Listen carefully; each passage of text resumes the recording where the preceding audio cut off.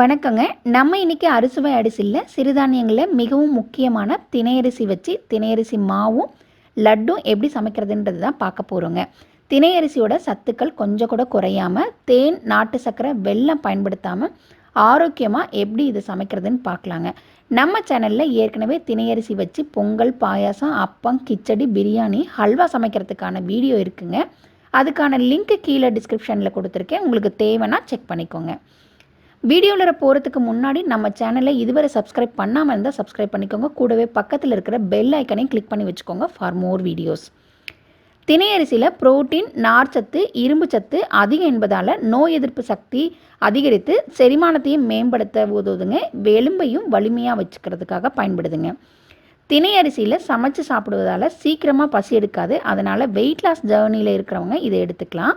இது இரத்த சர்க்கரையோட அளவை குறைச்சி மற்றும் இதய நலனுக்கும் பாதுகாப்பாக இருக்குதுங்க.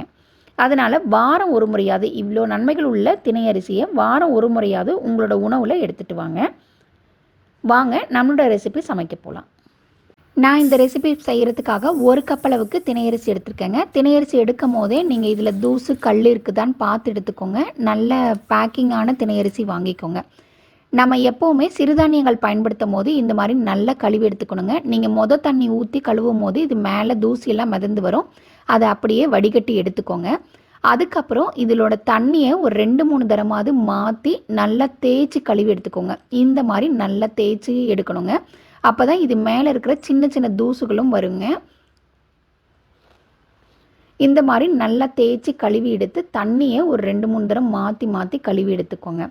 இதை நம்ம ஊற வைக்க போகிறோம். நம்ம கடைசியாக தண்ணி ஊற்றி ஊற வைக்கும் போது இந்த மாதிரி கொஞ்சம் கூட தூசுகள் இல்லாத நல்ல தெளிவாக இருக்கணும். அந்த மாதிரி தண்ணி ஊற்றி ஊற விடுங்க.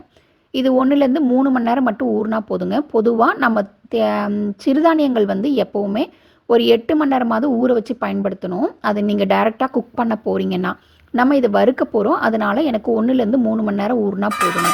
இது ஊறட்டும். இந்த சமயத்தில் நம்ம அடுத்த பொருள் எல்லாம் ரெடி பண்ணிக்கலாங்க. நான் அதுக்காக கடலக்கொட்டை ஒரு 1/2 கப் அளவுக்கு எடுத்துருக்கேங்க. 1 கப்பு திணையரிசிக்கு 1/2 கப்பு கடலக்கொட்டை எடுத்துக்கோங்க. அதையும் நல்லா வறுத்து வெளியெடுத்து ஆற விடலாங்க. நம்ம கடலக்கொட்டை எவ்வளோ எடுத்தோமோ அதே அளவுக்கு எள் எடுத்துக்கலாங்க. நான் எள் வெள்ளை எள் எடுத்திருக்கேன். அதுவும் 1/2 கப் அளவுக்கு எடுத்து நல்லா வறுத்து விட்டுக்கலாம். எள்ளோட நிறம் மாறுற அளவுக்கு, நான் வெள்ளை எள் எடுத்துருக்கனால நிறம் மாறுற அளவுக்கு வறுத்து விட்டுக்கிறேன். கருப்பு எள்ளு நீங்கள் எடுக்கிறீங்க அப்படின்னா பொரிஞ்சு வருங்க. அந்த அளவுக்கு இதை வறுத்து எடுத்துக்கோங்க. இதையும் வெளியில் எடுத்து ஆற விடலாங்க. எள்ளும் கடலக்கொட்டையும் வறுத்த சமயத்தில் இது நல்லா ஊறி வந்திருக்கும். எனக்கு 1.5லேருந்து 2 மணி நேரம் ஆயிடுச்சுங்க. இந்த ஊறி வந்ததுக்கப்புறம் இது மாதிரி திரித்து பார்த்தீங்கன்னா அரிசி உடஞ்சி வரணும். அந்த அளவுக்கு ஊறி இருக்கணுங்க. இல்லை இது 1 மணி நேரம் உங்களுக்கு டைம் இல்லைன்னா 1 மணி நேரம் பக்கம் ஊற வச்சா போதுங்க. ஊற வச்சதுக்கு அப்புறமும் இது நல்லா அலசி எடுத்துக்கணும். நல்லா இந்த மாதிரி ஒரு தடவை கை வச்சு தேய்ச்சி நல்லா அலசி எடுத்துக்கோங்க. அலசி எடுத்துகிட்டு தண்ணியை மாற்றிக்கோங்க. தண்ணியை மாற்றிட்டு நல்லா வடிகட்டி எடுத்து வச்சுக்கோங்க. இப்போ நம்ம இது அந்த தண்ணி வடிகிற அளவுக்கு வெயிட் பண்ணலாங்க. நான் ஒரு 10 நிமிஷத்துக்கு வெயிட் பண்ணுறேன்.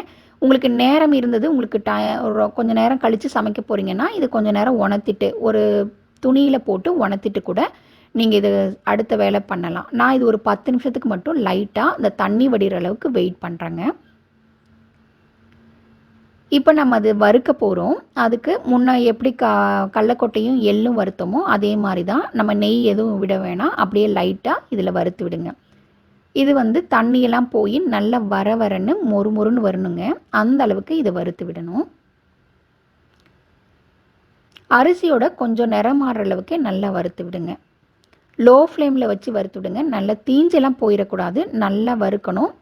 ரொம்ப லோ ஃப்ளேம்லேயே வச்சு இதை நல்லா வறுத்து விடுங்க. இந்த மாதிரி நிறம் மாதிரி வந்ததுக்கப்புறம் நம்ம இதை வெளியில் எடுத்து ஆற விடலாங்க.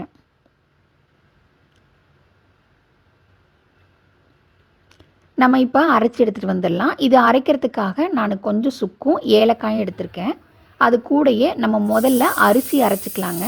அரிசி முதல்ல அரைச்சதுக்கப்புறம் நீங்கள் மீதியெல்லாம் போட்டு அரைங்க. ஏன்னா அரிசி சின்னதாக இருக்கிறதுனால சட்டுன்னு அரைபடாது.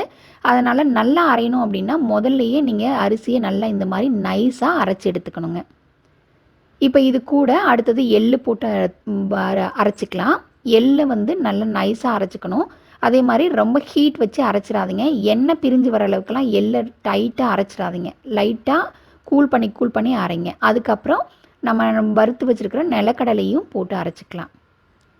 இது எல்லாத்தையும் அரைச்சதுக்கு அப்புறம் காய விடுங்க. நல்லா ஆற விடணும். காய விடுறதில்ல, ஆற விடணுங்க. இந்த மாதிரி நல்லா தள்ளி விட்டு ஆற விடுங்க.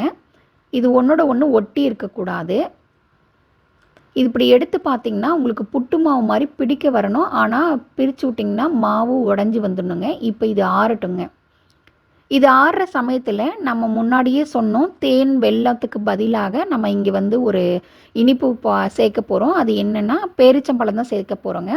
நம்ம 1 கப்பு தினை அரிசி எடுத்திருக்கோம். 1 கப்பு அளவுக்கான பேரிச்சம்பழம், கொட்டை இல்லாத பேரிச்சம்பழம் இதுக்கு கரெக்டாக இருக்குங்க. இது அரை கப்பாக போட்டு 2 தடவை அரைச்சி எடுத்துக்கோங்க. ஒட்டுக்கா போட்டு அரைச்சி எடுத்துட்டிங்கன்னா ரொம்ப குழண்டு வந்துடும். நீங்கள் ட்ரை டேட்ஸாக வாங்கிக்கோங்க, அது கரெக்டாக இருக்கும் இதில் போட்டு பெரட்டுறதுக்கு. அது கூடயே 1 டேபிள் ஸ்பூன் அளவுக்கு நெய் சேர்த்துக்கிறேங்க. இதில் நெய் அதிகமாக தேவைப்படாது. அதனால் 1 டேபிள் ஸ்பூன் அளவுக்கு நெய் போதும். நிறையா நெய் ஊற்றிட்டிங்கன்னா உங்களுக்கு மாவாக வராது, திணை மாவாக வராதுங்க. நீங்கள் லட்டு உருட்டுறதுக்கு நெய் நிறைய சேர்த்துக்கலாம். ஆனால் மாவாக பயன்படுத்துறதுக்கு உங்களுக்கு கொஞ்சமாக நெய் இருந்தால் போதும். அதே மாதிரி டேட்ஸும் வந்துட்டு கொஞ்சம் காஞ்ச டேட்ஸாக இருந்ததுன்னா பரவாயில்ல. அப்படி இல்லை, ஒரு சில சமயம் எண்ணெய் பூசினாப்பில் டேட்ஸ்லாம் இருக்கும். அப்படி இருந்ததுன்னா நீங்கள் நெய் கூட சேர்த்த தேவையில்லைங்க. அவ்வளோதாங்க. இந்த மாதிரி நல்லா பிரித்து விட்டிங்கன்னா உங்களுக்கு மாவு ரெடியாகி வந்துருச்சுங்க. அவ்வளோதான், திணை மாவு, முருகனுக்கு உகந்த திணை மாவு நமக்கு ரெடி ஆகிடுச்சுங்க.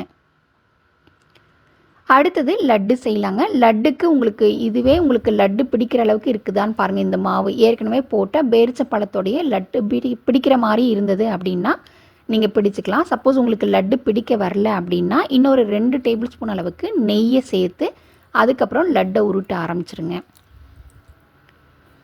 நல்லா இறுக்கி பிடிங்க. உங்களுக்கு வந்து பேரிச்சம்பழம் போட்டுக்கிறதுனால நல்லா இறுகியே வரும். நமக்கு நெய் நிறைய சேர்த்த தேவையில்லை. ஏன்னா நம்ம எள்ளு, கடலை எல்லாமே போட்டிருக்கிறதுனால அதில் இருக்கிற எண்ணெயே உங்களுக்கு இனிமேல் சேர்ந்து வந்துருங்க. உங்களுக்கு நெய் வேணும்னா இன்னும் கொஞ்சம் சேர்த்திக்கலாம். அப்படி இல்லைன்னா இதுலேயே உங்களுக்கு லட்டு ரெடி ஆகிடுங்க. அவ்வளோதாங்க, திணை லட்டும் சூப்பராக ரெடி ஆகிடுச்சு. திணை மாவும் திணை லட்டும் நம்ம கொஞ்சம் கூட ஆர்டிஃபிஷியலான சர்க்கரைகள் எதுவும் சேர்த்தாமல் ஒரு இனிப்பான ஒரு பலகாரம் ரெடி பண்ணிட்டோங்க.